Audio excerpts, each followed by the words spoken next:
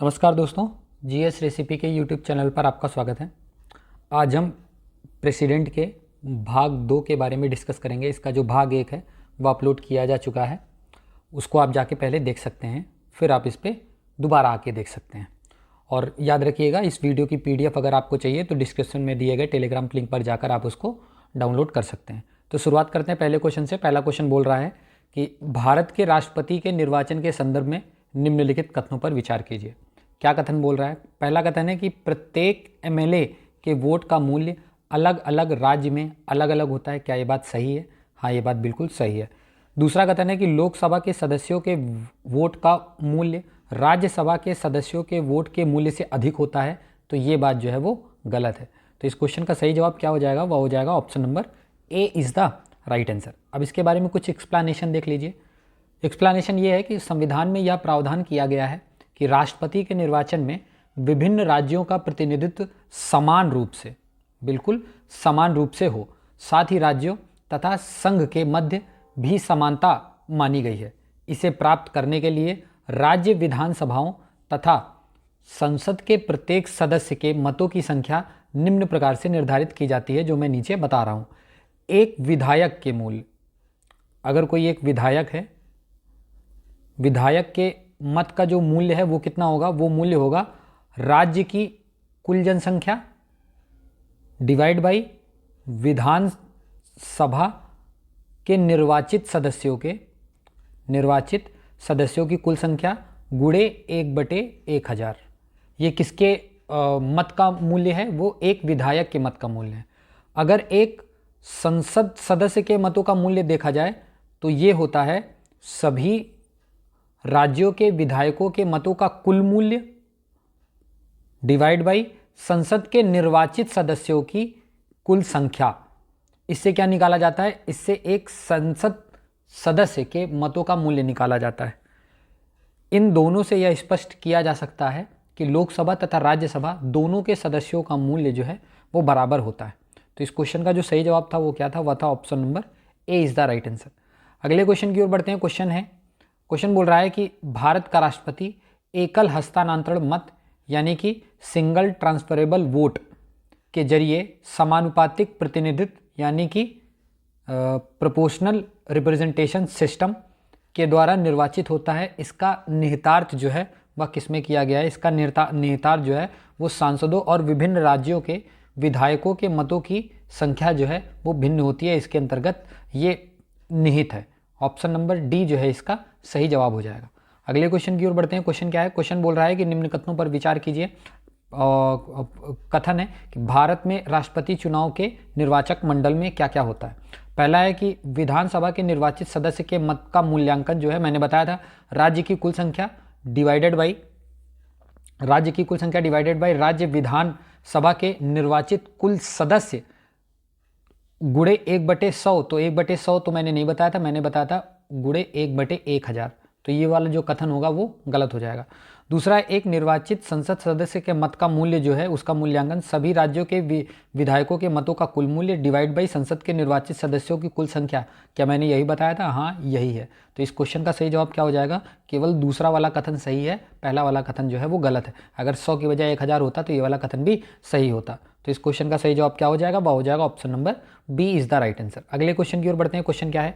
Question बोल रहा है कि समानुपातिक प्रतिनिधित्व प्रविधि निम्नांकित में किसको समुचित प्रतिनिधित्व प्रदान करने में सहायक है? किसको प्रदान करने में सहायक है?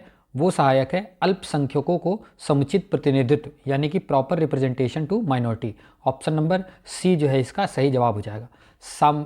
समानुपातिक प्रतिनिधित्व प्रणाली का जो प्रयोग है वो वर्गीय विविधता, कौन सा? वर्गीय विविधता निर्वाचन क्षेत्रों में किया जाता है। इसका ध्येय सम मतदाताओं को अपने अपने वोटों की संख्या के अनुपात को प्रतिनिधित्व प्रदान करना है, ताकि बहुमत के साथ साथ अल्पमत को उपयुक्त प्रतिनिधित्व प्रदान किया जा सके। इसके दो तरीके हैं। पहला तरीका है सूची प्रणाली और दूसरा तरीका है एकल हस्तांतरित मतदान प्रणाली। तो इस क्वेश्चन का जो सही जवाब था वो क्या था? वो था option number C is the right answer. अगले क्वेश्चन की ओर बढ़ते हैं। क्वेश्चन क्या है?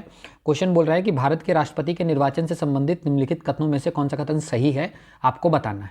पहला कथन है कि 35 वर्ष की आयु से ऊपर का कोई व्यक्ति भारत के राष्ट्रपति के रूप में निर्वाचन के लिए पात्र है, तो ये बात बिल्कुल सही है। दूसरा कथन है कि भारत का राष्ट्रपति एक से अधिक अवधि के लिए पुनर्निर्वाचित का पात्र है, तो ये भी बात बिल्कुल सही है।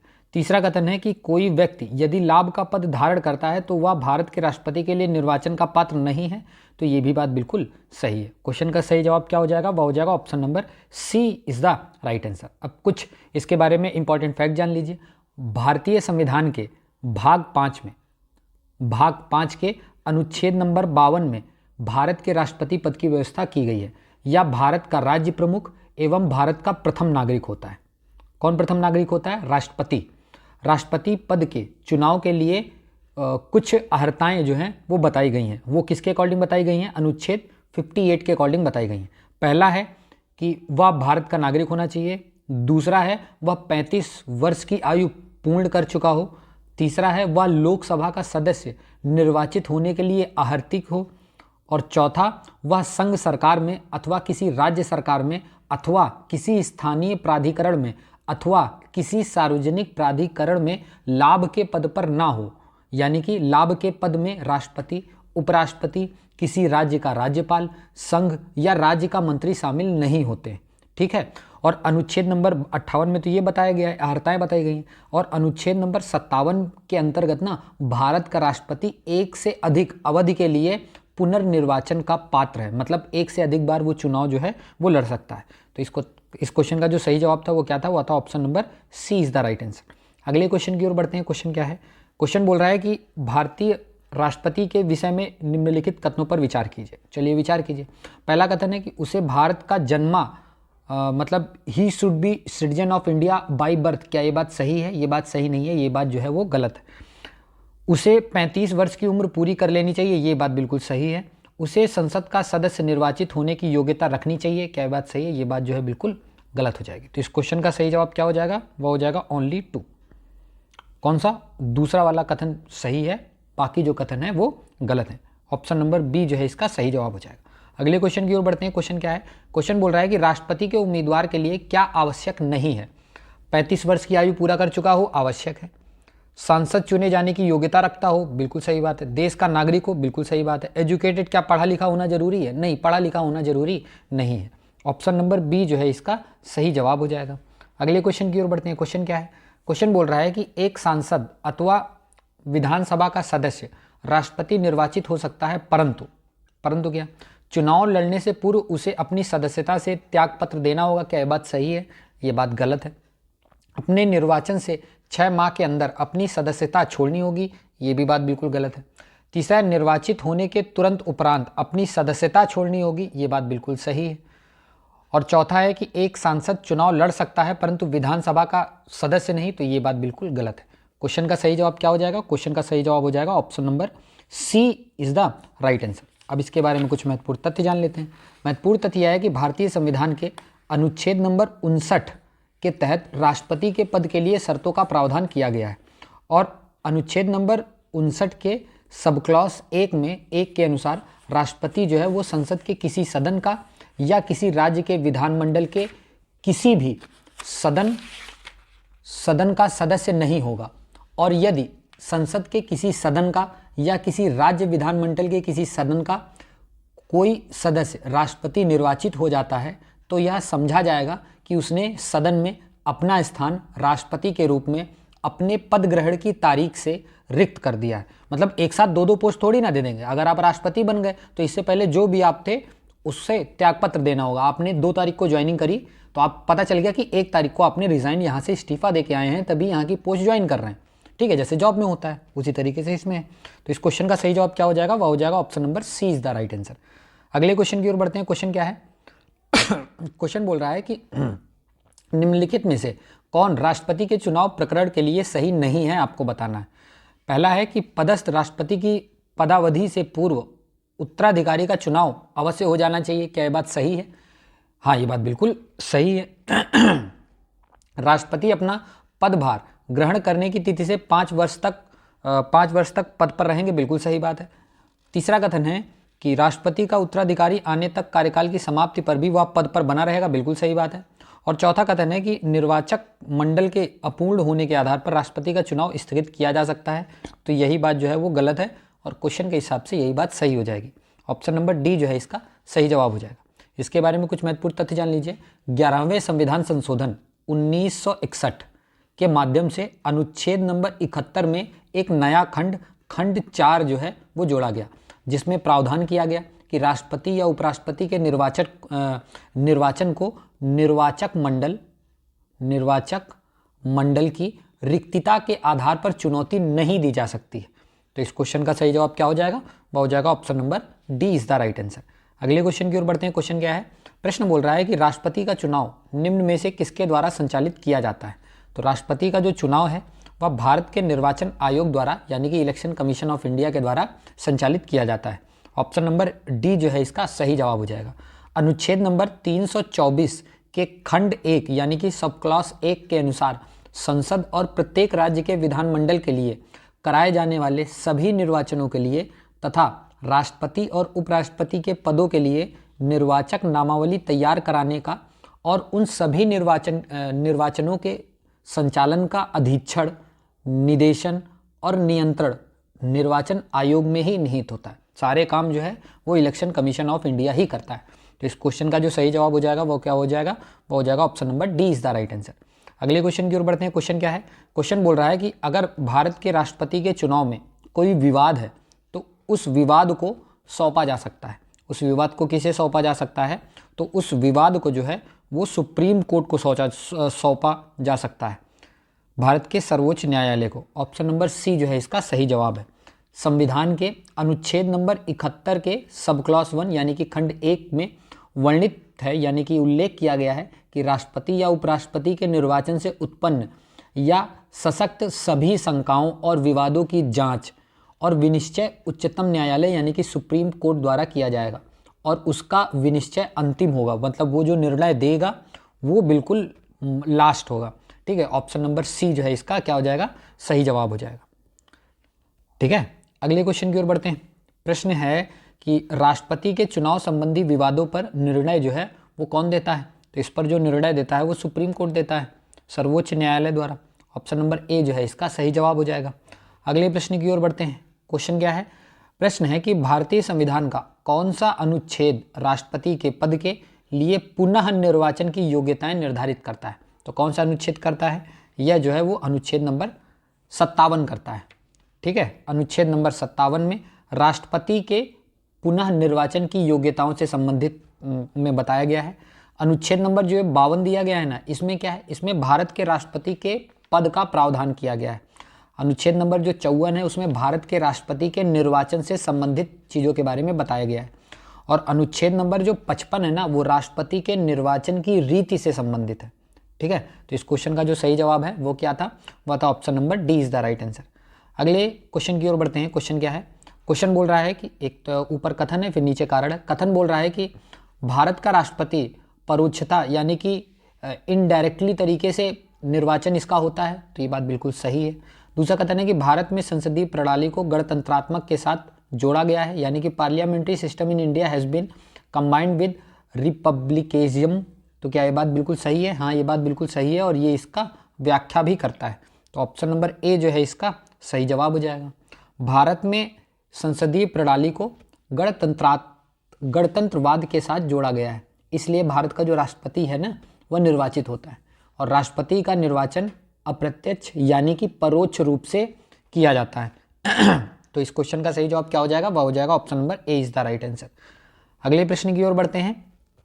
प्रश्न बोल रहा है कि राष्ट्रपति का रिक्त स्थान भर लिया जाना चाहिए, मतलब अगर राष्ट्रपति की सीट खाली है तो कितने दिनों के अंदर उसको पूर्ण किया जाना चाहिए?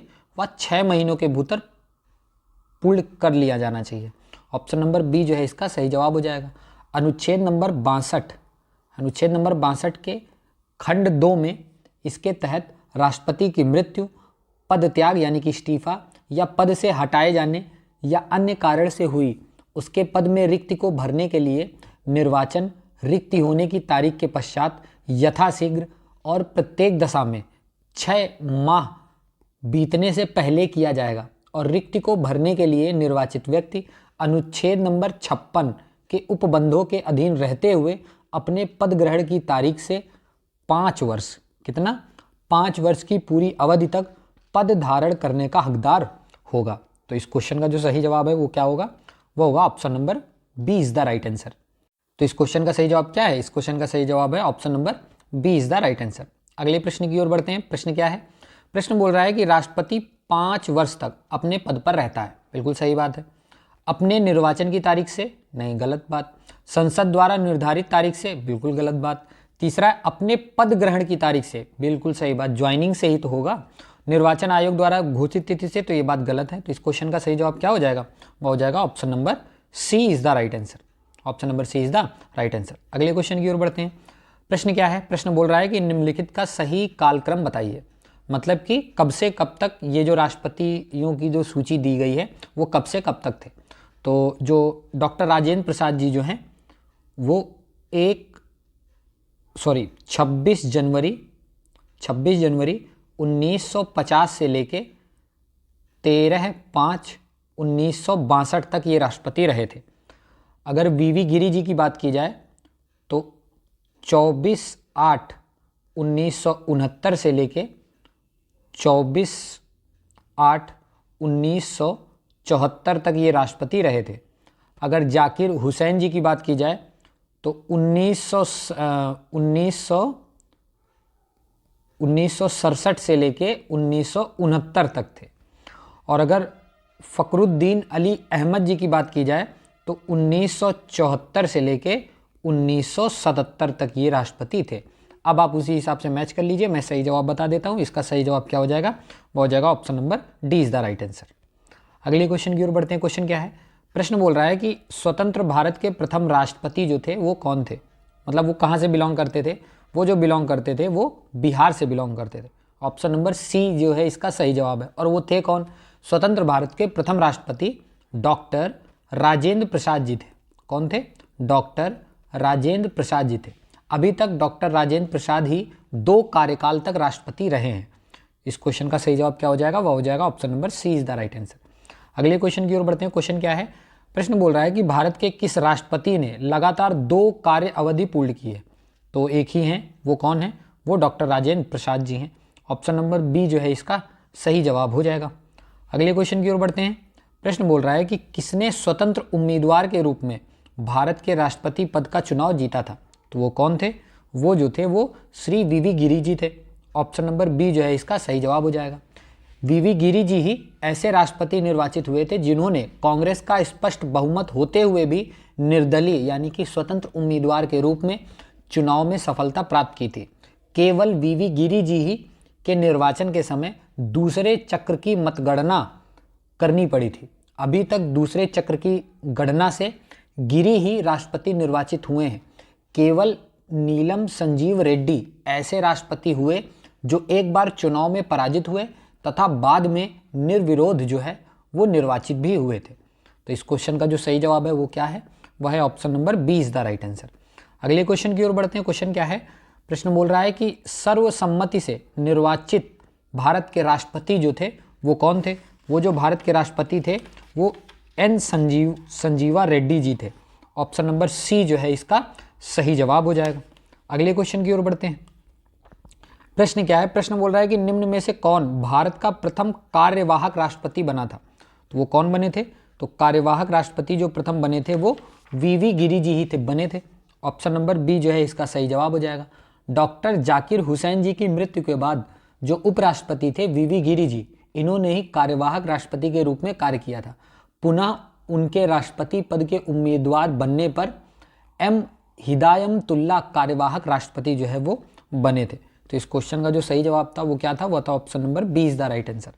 अगले क्वेश्चन की ओर बढ़ते हैं। क्वेश्चन क्या है, प्रश्न है कि निम्न में से भारत के कौन से 2 राष्ट्रपति चुने जाने से पहले उपराष्ट्रपति पद पर नहीं रह चुके थे, मतलब वो नहीं थे। तो इसका सही जवाब क्या हो जाएगा, वो थे नीलम संजीवा रेड्डी जी और श्री फ़खरुद्दीन अली अहमद जी। ये दोनों ऐसे थे जो राष्ट्रपति चुने जाने से पहले उपराष्ट्रपति पद पर नहीं थे। ऑप्शन नंबर सी जो है इसका सही जवाब हो जाएगा। अगले प्रश्न की ओर बढ़ते हैं। क्वेश्चन क्या है, क्वेश्चन है कि निम्नलिखित में से कौन सा उपराष्ट्रपति राष्ट्रपति नहीं नियुक्त हुआ था कभी। तो वो कौन थे, वो कृष्णकांत जी थे। ऑप्शन नंबर सी जो है इसका सही जवाब हो जाएगा। जो डॉक्टर कृष्णकांत जी ने 1997 से लेके 2002 तक भारत के 10वें उपराष्ट्रपति के रूप में कार्य किया था। कृष्णकांत जी भारत के पहले ऐसे उपराष्ट्रपति हैं जिनकी कार्यकाल के दौरान ही मृत्यु हो गई थी, और डॉक्टर कृष्णकांत जो हैं वो भारत के राष्ट्रपति के रूप में निर्वाचित नहीं हो सके थे। तो इस क्वेश्चन का जो सही जवाब है वह क्या है, वह है option number C is the right answer. अगले प्रश्न की ओर बढ़ते हैं। प्रश्न बोल रहा है कि निम्नांकित में से भारत के किस मुख्य न्यायाधीश ने राष्ट्रपति के रूप में भी काम किया था? तो वह कौन थे? वो थे जस्टिस एम हिदायतुल्लाह जी थे। ऑप्शन नंबर ए जो है इसका सही जवाब हो जाएगा।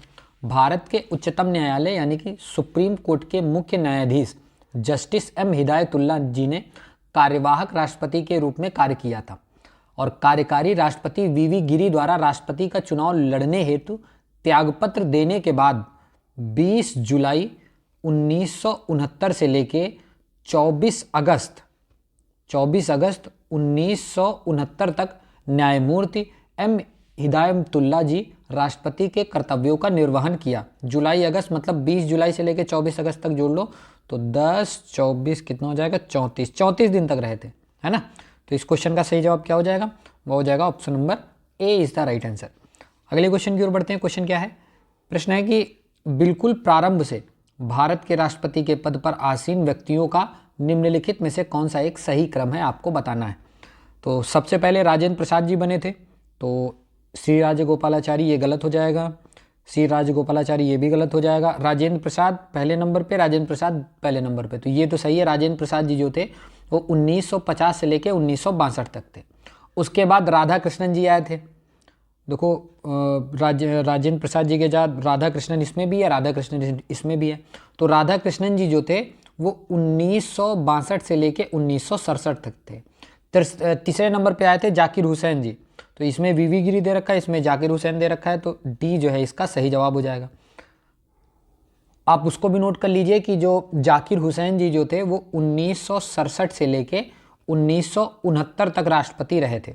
फिर उसके बाद आए थे वीवी गिरी साहब, ये 1969 से लेके 1974 तक राष्ट्रपति रहे थे। तो चारों का नाम पता चल गया। पहले नंबर पे राजेंद्र प्रसाद जी, दूसरे नंबर पे एस राधा कृष्णन जी, तीसरे नंबर पे जाकिर हुसैन जी और चौथे नंबर पे वीवी गिरी जी थे। इस क्वेश्चन का सही जवाब क्या हो जाएगा? वह हो जाएगा option number D is the right answer. अगले क्वेश्चन की ओर बढ़ते हैं। क्वेश्चन में एक तरफ राष्ट्रपति जी का नाम दे रखा है और दूसरी तरफ उनकी अवधि के बारे में, मतलब कब से कब तक उनका टाइम पीरियड था, वो आपको बताना है। फखरुद्दीन अली अहमद जी जो थे वो 1974 से 1977 तक थे, तो ए का क्या हो जाएगा? ए का हो जाएगा 2। एन संजीव रेड्डी जी जो है वो 1977 से 82 तक थे, तो बी का हो जाएगा 3। जाकिर हुसैन जी 67 से 69 तक थे, तो 67 से 69 सी का हो जाएगा 4। और वीवी गिरी जी जो थे वो 69 से लेकर 74 तक थे, तो डी का हो जाएगा 1।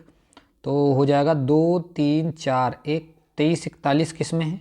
23 41 ऑप्शन नंबर सी में है, तो इसका ऑप्शन नंबर सी जो है सही जवाब हो जाएगा। अगले क्वेश्चन की ओर बढ़ते हैं। प्रश्न क्या है? प्रश्न बोल रहा है कि निम्नलिखित में से कौन से भारतीय राष्ट्रपति लोकसभा अध्यक्ष भी रहे हैं? तो वो कौन से ऐसे राष्ट्रपति रहे हैं जो लोकसभा अध्यक्ष भी रहे हैं? वो थे नीलम Sanjeev Reddy ji. Option number D जो है इसका सही जवाब हो जाएगा। कुछ महत्वपूर्ण तथ्य जान लीजिए। भारत के पूर्व राष्ट्रपति नीलम संजीव रेड्डी जी ने 2 बार लोकसभा के अध्यक्ष पद को सुशोभित भी किया था। कितनी बार?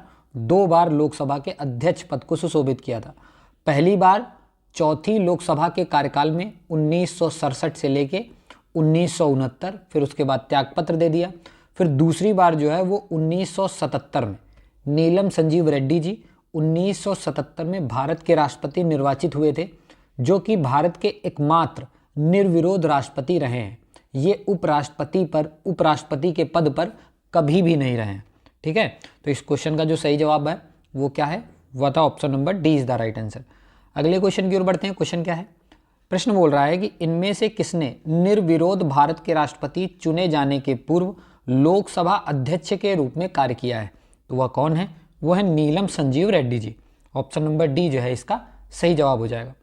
और आज का अंतिम प्रश्न है कि निम्न में से कौन राष्ट्रपति होने से पूर्व भारत के उपराष्ट्रपति पद पर आसीन कभी नहीं हुए थे? तो वो कौन थे? वो नीलम संजीव रेड्डी जी थे। ऑप्शन नंबर सी जो है इसका सही जवाब हो जाएगा। तो ये जो सीरीज चल रही है कैसी लग रही है आपको, प्लीज़ कमेंट सेक्शन में लिख के बताइएगा और वीडियो को शेयर करिए और चैनल को सब्सक्राइब करिए। धन्यवाद।